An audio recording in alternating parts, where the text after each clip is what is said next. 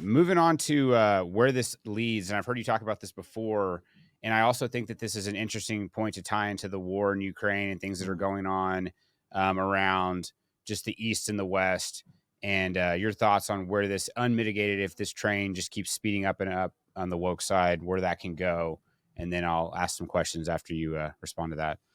Well, I've been saying for many years, and actually, it's in the speech that I gave, that if we continue to undermine our values and our confidence in our values, and the very idea that there are such things as Western values or British values, like if you go up to a British person on the street with a microphone and go, "Can you define British values?" They'd look at you like you're trying to like make them look bad. You're trying to get them to say something racist or whatever. That's how a lot of people now think about these things, because the very idea of us having values is like exclusionary or whatever nonsense Right. they've come up with.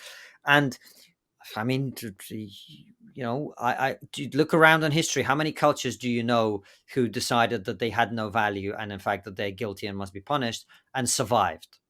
Right. So we are making ourselves vulnerable. And the thing that people in the West really don't understand is people in the rest of the world, they are not sitting around doing the same thing.